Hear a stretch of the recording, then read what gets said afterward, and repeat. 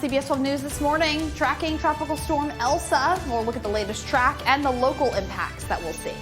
All right, now a state of emergency in some places in Florida in preparation for the storm. We have team coverage on the tropical storm warning affecting the Keys and other parts of our state.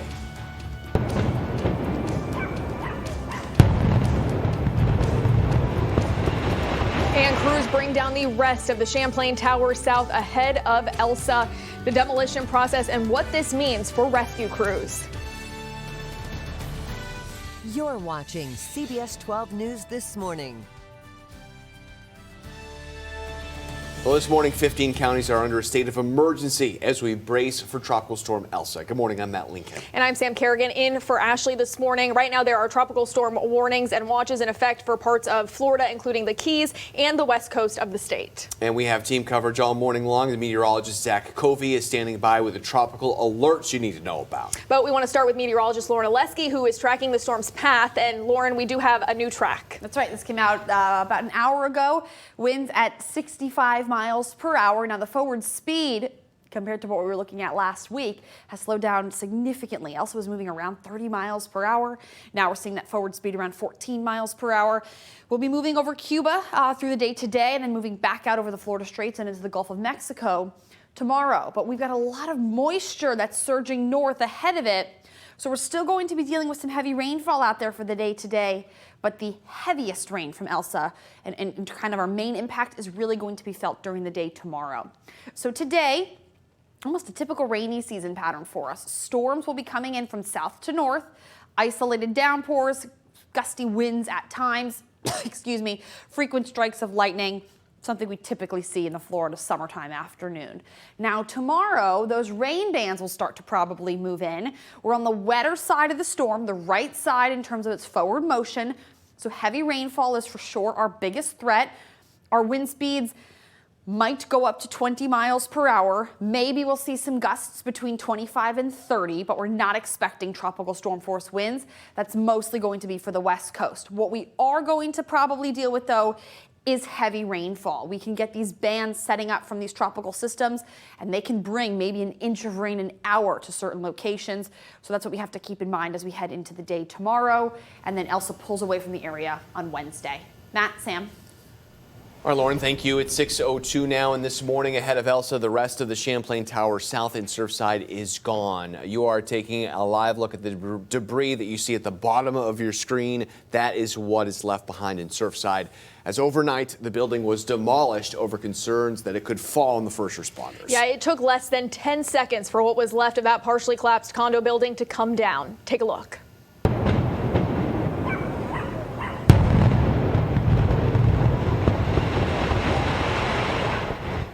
Right now, you are seeing a different angle of that same demolition. The detonation was carefully planned to make sure the building fell away from the rubble of the south tower that was already down, so search and rescue efforts could continue there as soon as possible. Let's take a closer look at the blast zone that engineers laid out here. Officials say the demolition will now allow workers to comb through the entire site a lot more safely.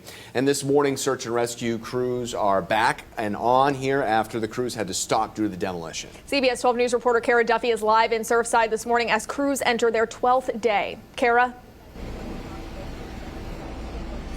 Matt, Sam, we are positioned just a few blocks away from that condo building where up until just a few hours ago, you could still see portions of that partially collapsed building. But if you take a look behind us in the distance now, all you can see is a crane. And we know this morning that crane has been up and running with rescue workers back out here this morning after getting the green light to resume their search this morning. Now let's take another look at that demolition. Officials say it took just a matter of seconds for it to come tumbling down.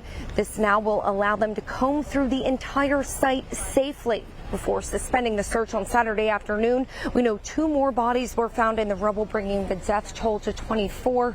More than 120 people still unaccounted for this morning. No one has been rescued alive since the first few hours after the collapse back on June 24th. And despite the odds, Surfside's mayor is still optimistic. Nobody should be talking about recovery That, as far as I'm concerned, that needs to be shut down straight away. We're rescuing people. We're pulling people out. Everybody's doing that. We're all pulling in the same direction, and that's the way it's going to be. Some families asked if they would be able to return to the building to get their personal belongings before last night's demolition, but officials said no. Instead, the rescue teams are now using a unique system for cataloging personal items found in the rubble of the collapse. In the meantime, everyone is hoping that the weather will hold off today in order to not make this process any more difficult than it already is. Sam, Matt. All right, Kara, before we lose you here, you just mentioned personal belongings, but, another big concern that a lot of people have had, wondering about the pets that could have been left behind in the panic to get out. So do we know anything about that? Well, Matt, city officials say that they did several full sweeps, of the remaining portion of the building before they moved forward with the demolition. They said they used everything from live traps to technology like drone cameras with thermal imaging. They looked under beds, in closets, you name it. They said that they did a thorough search of the remaining portion, and despite their best efforts, they were not able to locate any pets, but feel confident that there were no pets in the building before they moved forward with this, according to their work here. All right, Kara, thank you. 6:06 in this morning, we're learning more about the victims in the Surfside condo collapse. Miami-Dade police have identified some more victims. This is 58-year-old David Epstein. His wife Bonnie had been identified over the weekend. Then in the middle, you see 48-year-old Graciela Catarossi and her daughter, 7-year-old Stella. Stella is the daughter of a City of Miami firefighter who has been working at the collapse site. Stella's grandparents and aunt, who are visiting from Argentina, are also still missing. Police have also identified 81-year-old Gonzalo Torre. We are working to get a photo of him. All the bodies were recovered on Friday. Well, there are now 24 confirmed deaths and 121 people missing. The mayor of Miami-Dade County says there is some good news when it comes to the number of people who are safe and accounted for. That number has been rising. So far, that's 191 people. Last night, first responders flashed their lights in unity for Surfside. People in Miami-Dade County were asked to light up anything like a candle or a flashlight for all the lives lost and those still missing in the collapse.